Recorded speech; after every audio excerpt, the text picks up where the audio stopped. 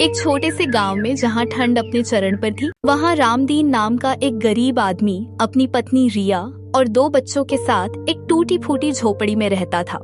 रामदीन गांव से कुछ दूर एक छोटे से कारखाने में मजदूरी कर अपने परिवार का गुजारा करता था। एक दिन रामदीन अपनी पत्नी से कहता है, रिया, आज ठंड कुछ ज्यादा ही है। लगता है रास्ते भर मुश्किल होगी। मैं काम पर जा रहा हूँ, अपना और बच्चों का ध्यान रखना। ठीक है जी, मैं ध्यान रखूंगी। बच्चे तो मेरी जिम्मेदारी है, आप चिंता ना करें। रिया, आज कुछ भी बनाना हो तो बचा खुचा ही बना लेना। पैसे नहीं है आज। जी, जैसा ठीक लगे। मैं बच्चा कूचा कुछ बना लूंगी, लेकिन आप जल्दी आ जाइएगा। रामदीन अपने फटे हुए गमछे को कसकर बांधता है और झोपड़ी का दरवाजा खोलकर बाहर निकलता है। रामदीन पैदल चल रहा था। हवा इतनी तेज थी कि मानो रास्ते में हर कदम पर रामदीन को रोक रही हो, पर परिवार का पेट भरने के लिए वह चलते जा रहा था। हे भगवान, कब तक ऐसे चलेगा? बच्चों के भविष्य की याद आती है तो हिम्मत टूट जाती है। रामदीन यह सोचते हुए जा रहा होता है, तभी एक बुजुर्ग पास से गुजरते हैं। अरे रामदीन बेटा, इतनी ठंड में काम पर तू अपना ख्याल रखा कर। क्या करें काका, पेट की आग ठंड से बड़ी होती है, इसलिए घर से निकलना ही पड़ता है। रामदीन ठंड से कांपते हुए कारखाने के बड़े गेट से अंदर घुसता है। अंदर मशीनों की आवाजें गूंज रही थी। वहीं कारखाने का मालिक दूर से ही उसे घूर रहा होता है। अरे रामदीन, आज इतनी देर से क्यों आया? घड़ी देखी है तूने? माँ मालिक, वो ठंड बहुत थी, धीरे धीरे आना पड़ गया। अबे ठंड सिर्फ तुझे लगती है, हम लोगों को ठंड नहीं लगती। ये रोज रोज देर आना बंद कर। अगर आज के बाद लेट आया ना तो सीधे काम से निकाल दूंगा, समझा? रामदीन डर जाता है, लेकिन वह तभी घबराते हुए बोलता है, नहीं मालिक जी, ऐसा मत कीजिए। मेरे घर में चूल्हा तक नहीं जलेगा।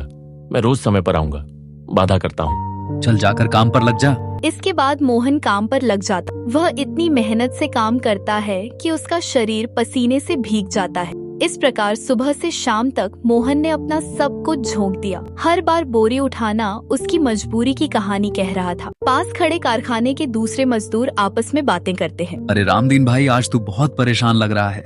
क्या बताऊं भाई, घर में खाने को कुछ नहीं। आज मालिक से थोड़े पैसे मांगूंगा, शायद दे दे। मालिक का दिल पत्थर है। रामदीन पर कोशिश कर ले, शायद आज सुन ले। रामदीन कांपता हुआ मालिक के पास पहुंचता है। मालिक जी, आज कुछ पैसे दे दीजिए। घर में खाने को कुछ नहीं है, बच्चे कई दिनों से भूखे सो रहे हैं, थोड़ा बहुत ही दे दीजिए। मालिक कुर्सी पर पीछे झुक जाता है और तिरछी नजर से रामदीन को देखता है और बोलता है, अरे अभी कुछ दिन पहले ही तो पैसे दिए थे, इतनी जल्दी जल्दी पैसे नहीं मिलेंगे। जा, अगले हफ्ते आना। मालिक, पर घर में चूल्हा कैसे चलेगा? मेरे बच्चे भूखे सो जाएंगे। प्लीज दे दीजिए। समझ में नहीं आता? नहीं मिलेंगे पैसे? अब जा, काम बंद हो गया। मेरा मुंह क्या देख रहा है? चल निकल। रामदीन चुप हो जाता है। उसकी आंखें नम होती हैं। वह धीरे धीरे दफ्तर से बाहर निकल जाता है। सूरज ढल चुका था। रामदीन मन ही मन सोचता है, हे भगवान, कौन सी परीक्षा ले रहा है? कौन मुंह से आज बच्चों का चेहरा देखूंगा तो क्या जवाब दूंगा? दिन भर की मेहनत, थकान और मालिक के कठोर शब्दों का बोझ लेकर रामदीन घर की ओर चल पड़ा।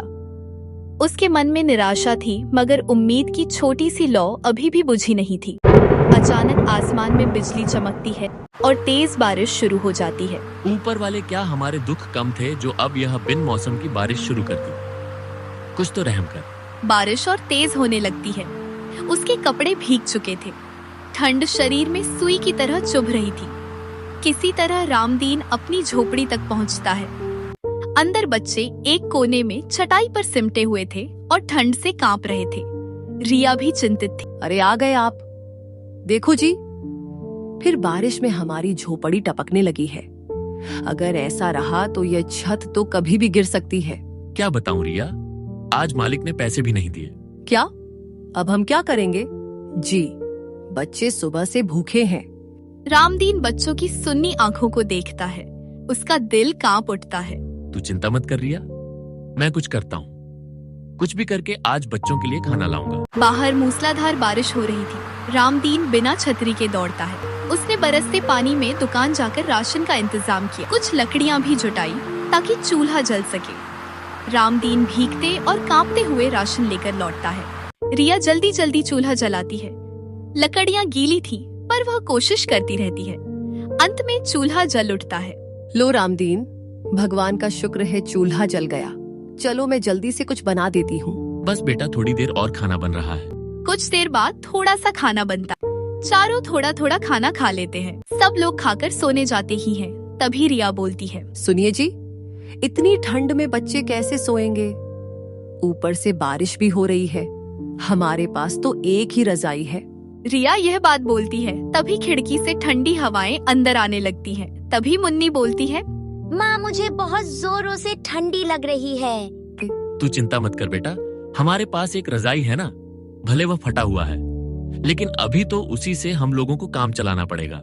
बच्चे तो फटी रजाई में किसी तरह सो गए, लेकिन रामदीन और उसकी पत्नी नीचे बैठे रहे। उन्हें बहुत जोरों से ठंड लग रही थी, लेकिन वह कर भी क्या सकते थे। उनकी हालत इतनी खराब थी कि वह बैठे बैठे ही उतनी ठंड में किसी तरह सो गए।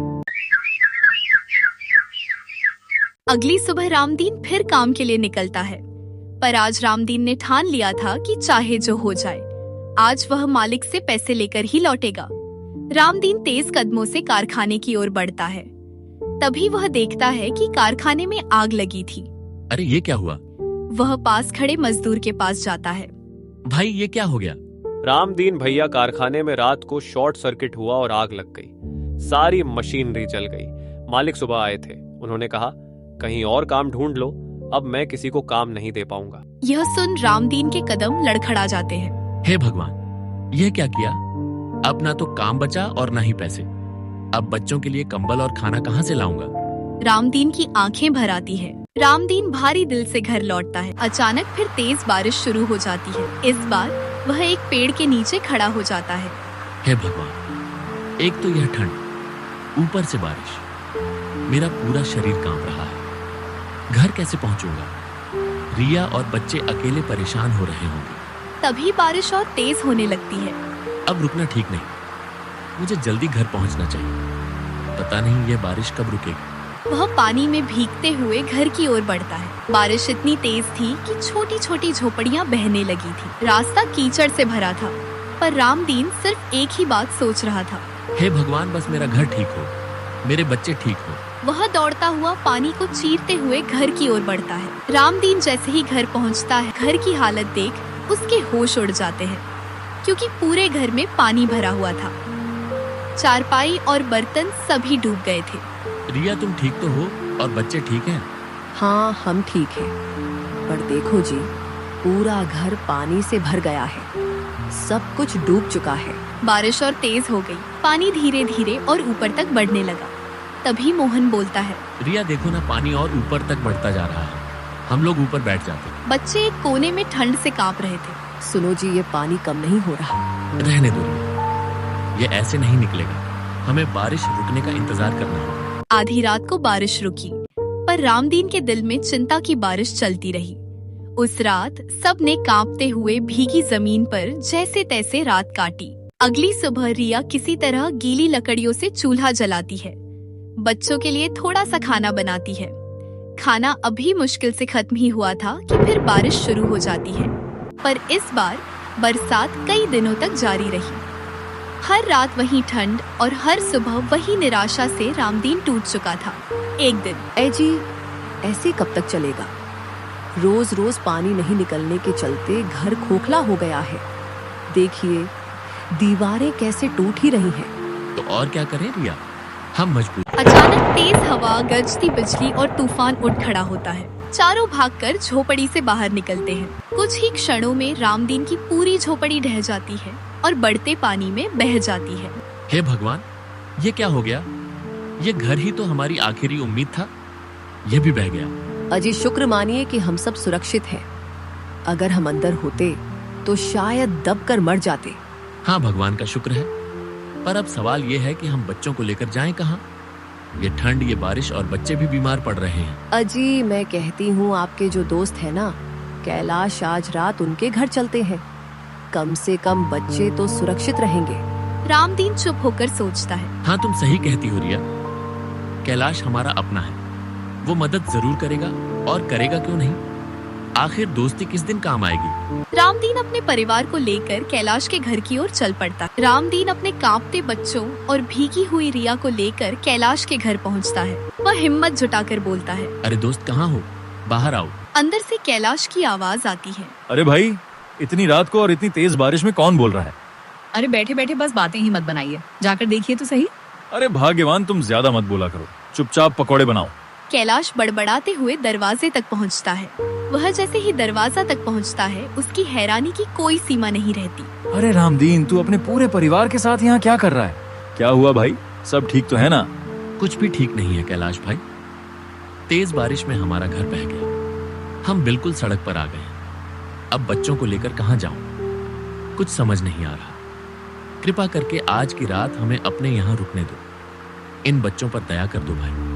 यह सुन कैलाश चौंकने के बाद अचानक कठोर स्वर में बोलता है, देख भाई, दोस्ती अपनी जगह है। मैं अपना दोस्त समझकर तुझे रख भी लेता, पर तेरी भाभी कभी नहीं मानेगी। और वैसे भी तेरा पूरा परिवार तेरे साथ है। मैं खुद अपना गुजारा मुश्किल से कर रहा हूँ। माफ करना रामदीन, मैं तुम्हारी मदद नहीं कर सकता। कैलाश, ये तू कैसी बातें कह रहा है? मैंने तेरे हर अच्छे बुरे वक्त में तेरा साथ दिया, और आज जब मुझ पर मुसीबत आई तो तू मुझे ही दरवाजे से लौटा रहा है। बस एक रात की बात है भाई, बच्चे बीमार पड़ जाएंगे। कैलाश। रामदीन, मैं सब समझता हूँ, पर मैं कुछ नहीं कर सकता। तुम कोई और जगह ढूंढ लो। रामदीन कुछ और बोल पाता, उससे पहले ही कैलाश अपने घर के अंदर चला जाता है। रिया की आंखों से आंसू बहने लगते हैं, बच्चे कांपते हैं और आसमान से बेरहम बारिश लगातार बरसती रहती है। कैलाश अंदर लौटता है। पत्नी गर्म पकोड़ों की थाली लिए खड़ी थी। ये बताइए, दरवाजे पर कौन था? अरे क्या बताऊं, वो रामदीन आया था। उसका घर बारिश में बह गया है, पूरे परिवार को लेकर यहाँ रहने आया था। मैंने सीधा वापस लौटा दिया। यह सुन उसकी पत्नी चौंक जाती है। अरे ये क्या किया आपने?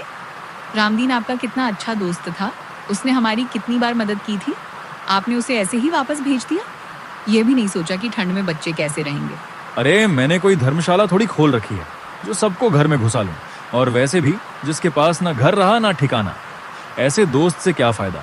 मैं दोस्ती तभी निभाता हूँ जब सामने वाले से मेरा फायदा हो। भगवान से डरिए जी, वक्त बदलते देर नहीं लगती। कहीं आपके यही शब्द एक दिन आप पर ही भारी ना पड़ जाए। अरे तुम बस चुपचाप पकोड़े लेकर बैठो और इस सुंदर बारिश का मजा लो। कैलाश पकौड़े खाता रहता है। पत्नी खामोश होकर बारिश को देखती है। वहीं दूसरी ओर रामदीन अपने परिवार के साथ सड़क पर खड़ा भीग रहा था। बारिश की हर बूंद रामदीन के दिल में कैलाश की बेरुखी की तरह चुभ रही थी। अजी, आप तो मेरा दोस्त कहकर उस पर जान लुटाते थे, पर देखिए, उसने तो हमें एक रात रुकने तक नहीं दिया। अरे भाग्यवान, यही तो दुनिया की रीत है। बुरे समय में ही पता चलता है कि कौन अपना है और कौन पराया। लेकिन कैलाश से मुझे सच में ऐसी उम्मीद नहीं थी। पापा मम्मी, मुझे बहुत ठंड लग रही है। अरे सुनो जी, बच्चे ऐसे खड़े रहे तो इनको बुखार हो जाएगा, आप कुछ कीजिए ना। चलो रिया, अब बस एक ही जगह है, चलकर मुखिया जी से मदद मांगते हैं। हाँ जी, जल्दी चलो। रामदीन परिवार के साथ मुखिया के बड़े दरवाजे पर पहुंचता है। बाहर अंधेरा और बूंदाबांदी थी। रामदीन मुखिया जी के दरवाजे पर चिल्लाता। कुछ देर बाद मुखिया गुस्से से बाहर आता है। अरे रामदीन, क्या हुआ? इतनी रात में क्यों चिल्ला रहा है? मेरी नींद खराब कर दी। मुखिया जी, तेज बारिश की वजह से मेरा घर बह गया, बच्चे बीमार हैं। कृपा करके आज रात हमें अपने घर में रहने दीजिए। क्यों भाई, मैंने तुम लोगों का ठेका रखा है क्या? अरे कैसे मुंह उठाकर चले आते हो? मुखिया जी, आप गांव के मालिक हैं, अगर आप ही मुश्किल वक्त में मदद ना करेंगे तो कौन करेगा? अरे मुखिया, वो तो क्या हुआ? कोई समाज सेवा का धंधा नहीं खोल रखा है। सुन, चुपचाप यहाँ से निकल जा, वरना अभी नौकरों को बुलाकर निकलवा दूंगा। इसके बाद रामदीन रात भर अलग अलग घरों के दरवाजे खटखटाता है। हर घर से यही आवाज आती है कि हम नहीं रख सकते, कहीं और चले जाओ। थके हारे रामदीन का परिवार एक पेड़ के नीचे आकर बैठ जाता है। बच्चे कांप रहे थे, उनकी आंखों में आंसू थे। आज लोगों ने दिखा दिया कि असल में कोई किसी का नहीं होता। आप हिम्मत मत हारिए जी, ऊपर वाला सब देख रहा है। एक दिन हमारा भी वक्त बदलेगा, पर जिन लोगों ने आज हमारे साथ यह किया है, भगवान उन्हें इसका फल जरूर देगा। रामदीन का परिवार रात भर भीगते हुए अपनी किस्मत को कोस रहा था। अगली सुबह रिया, तुम यहीं बच्चों के साथ रहना, मैं कुछ खाने पीने का इंतजाम करता हूँ। ठीक है जी, पर जल्दी आना। रामदीन दिन भर गांव-गांव भटकता है, कहीं छोटे मोटे काम करता है, किसी से दया भाव से थोड़ा राशन लेता है। शाम होने तक रामदीन थक कर लौटता है। उसके हाथ में थोड़ा सा खाना और कुछ दवाई होती। वह पास पड़ी कुछ लकड़ियां लेकर आग जलाता है, फिर पूरा परिवार आंच लेता है। अब यह पेड़ ही उनका नया घर बन चुका था। एक सुबह रामदीन का दोस्त कैलाश वहाँ से गुजरता है। अरे भाई रामदीन, तेरे इतने बुरे दिन आ गए कि इतनी ठंडी में बीवी और बच्चों को लेकर यहाँ पेड़ के नीचे पड़ा है। छी, तुझे ऐसे देखकर बड़ा अफसोस होता है। क्या हंसते हो कैलाश भाई? जो करना था वो तुमने उस रात कर ही दिया। हमारा वक्त खराब है, पर याद रखना एक दिन ऊपर वाला हमारा भी अच्छा समय लाएगा। अरे सड़क पर आ गया है फिर भी इतना घमंड। अरे ऐसा क्या मिल गया तुझे? कौन सा खजाना हाथ लग गया? चल ठीक है, यहीं पड़े रह। ऐसे देखकर बड़ा अफसोस होता है। कैलाश हंसता हुआ आगे बढ़ जाता है। रामदीन और रिया की आंखों में आंसू आ जाते हैं। रिया, उसकी बातों को दिल पर मत लेना। तुम बच्चों का ख्याल रखना। मैं काम ढूंढने जा रहा हूँ। हाँ जी, ऊपर वाला हमारी मदद करेगा। रामदीन गांव में घूमता है। कहीं से जवाब आता, अभी काम नहीं है, और कहीं से हमारे यहाँ लोग पूरे हैं। निराश रामदीन वापस लौटता है। रिया और बच्चे मेरा इंतजार कर रहे होंगे। मुझे जल्दी उनके पास पहुँचने चाहिए। रामदीन थक कर एक पेड़ के नीचे बैठ जाता है। उसके आंखों से आंसू बहने लगते हैं। हे भगवान, तुम हमारी कैसी परीक्षा ले रहे हो? ना ही खाने के लिए कुछ भी है और इस ठंड से नहीं बचने के लिए कुछ है। हम कैसे रहेंगे? रामदीन यह कहकर और जोर जोर से रोने लगता है। तभी पास से एक बुजुर्ग अम्मा गुजरती है। वह उसे रोते हुए देखती है तो पूछती है, क्या हुआ बेटा, तुम इतने सुनसान जगह पर बैठकर क्यों रो रहे हो? अम्मा, मेरा घर बारिश के बहाव में दह गया। मैं और मेरा परिवार एक पेड़ के नीचे किसी तरह रहते हैं। मेरे बच्चों ने खाना भी नहीं खाया। मैं काम की तलाश में गया था, लेकिन मुझे कोई काम नहीं दे रहा है। मैं कौन सा मुंह लेकर जाऊं अपने बच्चों के पास? बेटा, मेरे पास तो तुझे देने के लिए कुछ भी नहीं है, लेकिन मेरे पास एक पोटली है। ये तू रख ले, तेरे काम आएगा। बूढ़ी अम्मा पोटली देकर अचानक से गायब हो गई। रामदीन वह पोटली लेकर अपने परिवार की ओर चल देता है। अय जी, आप आ गए, और ये आपके हाथ में पोटली जैसी क्या है? वह रिया, मैं एक पेड़ के नीचे बैठा था तो एक अम्मा आई थी। उन्होंने ही मुझे ये थैली दी है। ऐसे खोलकर देखिए ना जी कि इसमें क्या है। वह पोटली जैसे ही खोलते हैं, उसमें बहुत सारे सोने के सिक्के थे। हे भगवान, इतने सारे सोने के सिक्के! अरे हाँ रिया, लगता है वह बूढ़ी औरत कोई साधारण औरत नहीं थी। शायद स्वयं भगवान का ही रूप थी। हाँ, ऊपर वाले ने हमारी सुन ही ली। समय बीतता है। रामदीन ने उन पैसों से एक मजबूत नया घर बनवाता है। बच्चों के लिए कपड़े, दवाइयाँ, जरूरत की सारी चीजें खरीदता है। फिर वह कहते हैं ना कि समय बदलते देर नहीं लगती। ऐसे ही एक दिन आसमान में काले बादल छा जाते हैं। हवाओं के साथ तेज बारिश शुरू हो जाती है। भगवान का लाख लाख शुक्र है जो हमारे पास इस बारिश से बचने के लिए छत है। रामदीन का परिवार आज खुश था। वहीं दूसरी ओर गांव में अफरा तफरी मची हुई थी। चारों ओर बस पानी ही पानी नजर आ रहा था।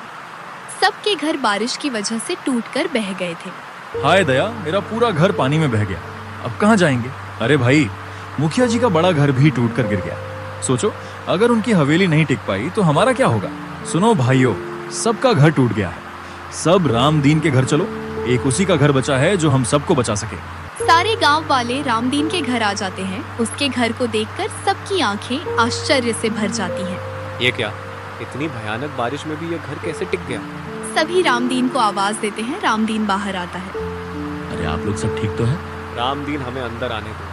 हमारे घर टूट गए हैं, हम कहीं और नहीं जा सकते। अरे अंदर आइए। ये घर जितना मेरा है उतना ही आपका भी है। सब लोग भीगे हुए घर में चले जाते हैं। रामदीन भाई, मुझे माफ कर दो।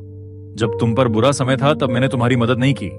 आज सोच रहा हूँ कितना गलत किया था। रामदीन, मैं गांव का मुखिया होते हुए भी तुम्हारे साथ खड़ा नहीं हुआ। आज मुझे अपने ऊपर पछतावा है। क्या तुम हमें माफ कर दोगे? भाइयों, मैं दिल से आपको माफ करता हूँ। जिंदगी में हर किसी से गलती हो जाती है, लेकिन एक बात याद रखना, कभी किसी गरीब, असहाय और मजबूर इंसान के साथ गलत व्यवहार मत करना। भगवान सब देखता है, देर से सही न्याय जरूर करता है। रामदीन की बात सुनकर सभी लोग सिर झुका लेते हैं।